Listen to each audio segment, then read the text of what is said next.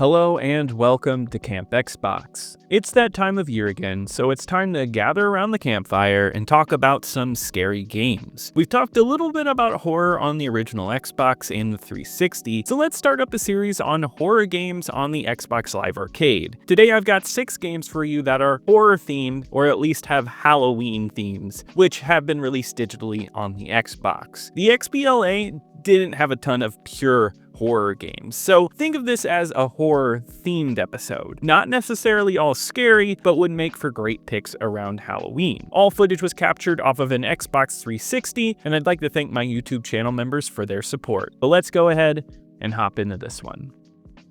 First up on today's list is State of Decay, originally released in 2013 for the Xbox Live Arcade, developed by Undead Labs and published by Microsoft Studios. Coming in at the tail end of the 360's lifespan, this one came out on the arcade, but not long after that it saw an Xbox One release, which is now available on Game Pass. This is one I played at launch, and I know many who did, but I still feel this franchise does not get the love it deserves. State of Decay is a zombie survival game, but is not bogged down by crafting and focuses more on simple base management. I found this game great to go back to recently because personally, I feel zombie survival games and the like have had such a hard focus on crafting and resource management that it slows everything down. But here it's streamlined and in a way is a run-based game asking you to play over and over.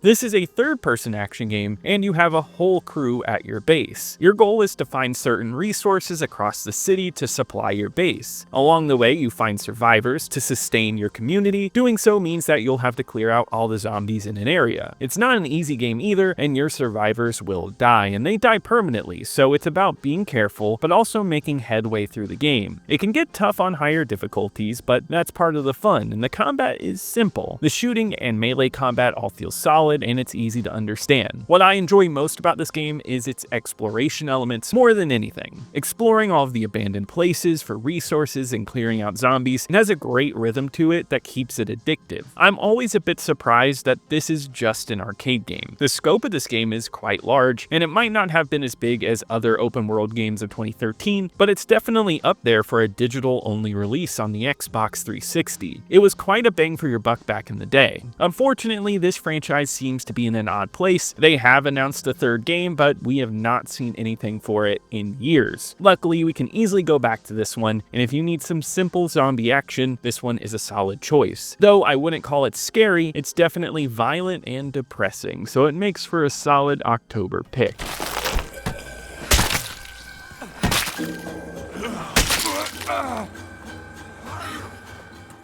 Next up is Amy, which came out in 2012 and was developed by Vector Cell. This is a purely survival horror game where you play as Lana, and you have to care for a child named Amy. Lana has broken Amy out of a hospital, but as they take a train, it crashes. A disease has infected the people of the area you crashed in, and they have become hideous monsters. You travel with Amy to escape the diseased city, all the while taking care of Amy along the way. Though she does have the ability to hack computers and climb through vents. This game is notorious for being one of the worst games ever made, and I had never touched it before until now, and I can say this is definitely a funky one. This game takes a lot from Silent Hill, and that goes down to the third-person angle as well as the action. You pick up objects scattered around, and you swing and attack at wandering enemies. It has that feel of Silent Hill, but without any of the charm. In general, it's a bit janky, and all of the animations are cheap. Yet this is an arcade game, and I'm not looking for something that's top of the line. To be fair, the scope they're going for a digital Xbox Live Arcade release at the time was pretty big. It's a long escort mission, which usually doesn't work, but in horror, I think it can add tension. It does mean that there is a lot of repetition though. I found myself doing many of the same puzzles over and over, trying to get Amy to hack computers. One element that doesn't help the game is the poor voice acting across the board, which makes something that should be tense a bit of a comedy. Amy has some strong ideas as a whole, but is a mismanaged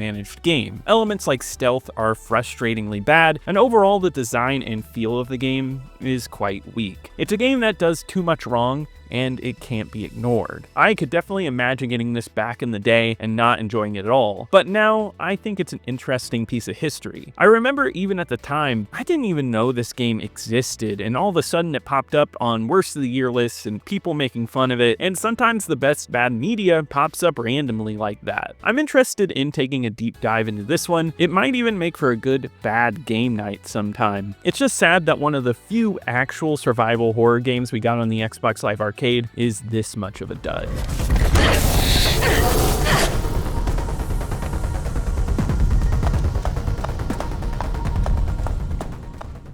Next up is Alan Wake's American Nightmare, which came out in 2012 and was developed by Remedy and published by Microsoft. This is a spin-off to the Alan Wake series, coming out just a couple years after the original. It is also available on PC and is backwards compatible on modern Xbox consoles. In this game, you get to play as Alan Wake once again, a writer whose horror stories invade his life. Yet here it takes more of an action horror themed approach. This one is definitely where I'm stretching the definition of horror just a bit. This game plays like an episode of Night Springs, which is this universe's version of Twilight Zone, with the same narration and everything. This entry is all about time loops, and you visit many of the same locations on repeat, grabbing pages of your manuscript to change the reality you're trapped in. The same gameplay returns here, but it feels slightly more refined with combat. You mix shining enemies with your flashlight and shooting, where enemies have a darkness shield and you must break them from that and then shoot them down after. It's a game about exploring this stretch of Arizona, battling all of these enemies that come at you. The combat has a good flow to it and stands out as different enough to make this game interesting. Yet, as with the original game, what keeps this engaging is the plot and characters. Alan Wake is a fun gaming character, and I love the absurdity of what he's trapped in. It has signature TVs with live action footage and odd little secrets tucked everywhere. Remedy does a great job in making a dense world, and this one is no different, giving this game an odd energy, and that's what made these games as great as they are. Though, if you're here for the combat, this game does have an arcade mode. This is a wave-based shooter with enemies coming at you, and you need to kill them for a high score. I felt like this would be a throwaway game mode just to add some content in, but it's actually quite fun. It's about health and ammo management since there's only so much on the map, and I stuck to this game mode longer than I expected. Though the main story is definitely the main showcase here. If you like lighter horror tones and want something weird like Twin Peaks, this is a perfect fit for you. American Nightmare is a great one.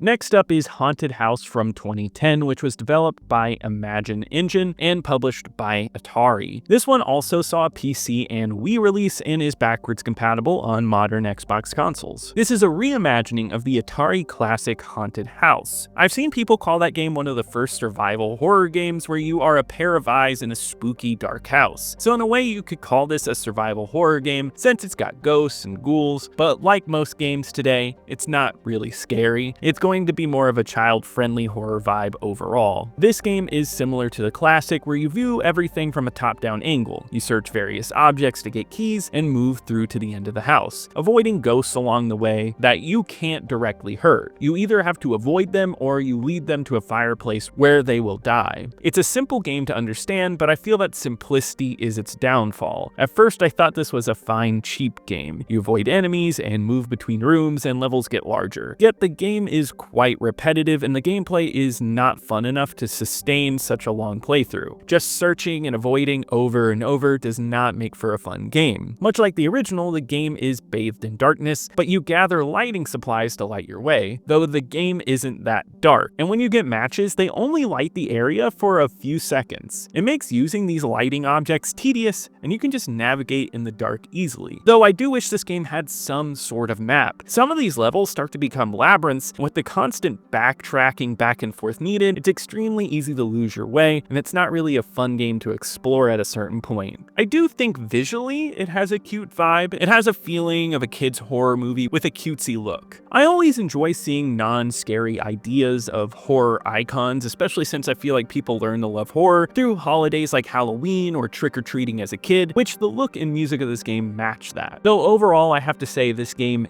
isn't great. It's a tad tedious from how repetitive it is, and this game really doesn't offer more than that main game mode. It's the simplisticness of an Atari game on a grander scale, and to be fair, I think is far more interesting.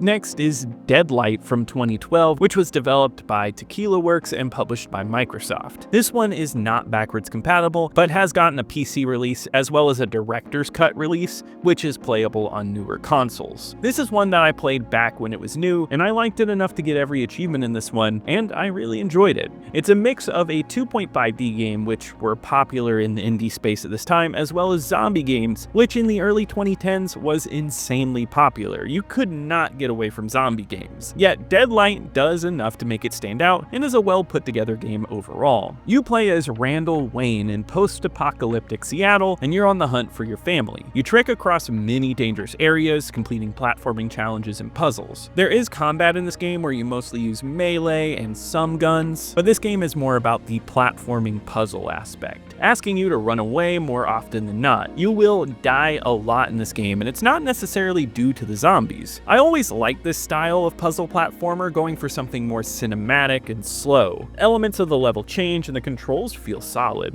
They do a good job of milking all of the elements of the wasteland to make something engaging. After all these years, what I feel has stuck with me the most is the art style. It's a dark and unhappy game with a comic book feeling, definitely playing off the heavily popular Walking Dead comics of the time. It's about the dread of this world. It's a mood I quite like, and it leads to an engaging plot. The beauty of the world is in its details, and they manage to pack so many objects and motions in the background into every screen of this game. It's a game full of detail. Personally, I like a game that doesn't waste your time either, and this one you can beat in 4 hours. It tells a good, engaging story, has a fun world to explore, and there's a surprising amount of objects and collectibles to look at. It's all easy to breeze through and enjoy, which is what was great about Xbox Live Arcade games. It was a fantastic way to squeeze in some games between your huge ones, and I think this one is still a great one to play to this day.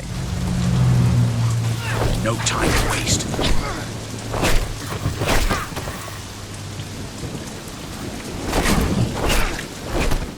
The final game today is Dead Rising Case Zero, which came out a month before Dead Rising 2 in 2010. This one is backwards compatible on all modern Xbox consoles. This one is a neat one, and another one that is light on scary horror, though it is about zombies and is hyper violent. It still has the comedic light charm of Dead Rising. It serves as a prequel and a way to get people into some of the newer mechanics of the next entry. The achievements were pretty easy too, and this is another one on today's list that I 100%ed back in the day, and I like the small world of this one. You can get through it very quickly, and the world is fun to explore, and it's easy to learn. In this game, you play as Chuck, and your vehicle gets stolen. You have to find some Zombrex, which is used to cure the zombie virus your daughter has for 12 hours, as well as build a motorcycle to try and escape this town. Here in this little town, you have to find the parts to your ride in order to move on. It's all about exploration and killing zombies with the amount of weapons you get here. There is so much variety in the way you can kill things, and there's also a lot of variety in the places. Even though this place is small, they've got movie theaters, general stores, a bowling alley. There's a lot of fun stuff here. If you've played either of the first Dead Rising games, you will not be lost, as the action combat, inventory system, and health all remain the same. It's about killing zombies in fun ways and leveling up from it, which your levels will transfer into the main game. It was a fun addition for anyone that was excited for the next Dead Rising coming out. In a way, this game is odd to bring up, as you can play Dead Rising 2 now, and this game served as a sort of demo or an intro to that game, getting into its story and world. Though I do think this game being its own thing makes it more than a demo. It's something that's easy to go back to, and it offers something different to Dead Rising 2. I think it's well worth at least one playthrough. And if you enjoy the classic action of the Dead Rising games, that means you'll have a good time here. With some fun music, silly cutscenes, and a bunch of fun costumes, there is a surprising amount put into this prequel. I had a fun time with this one when it first came out, and I had a great time going back to it for this video. And it is one that any fan of Dead Rising should check out.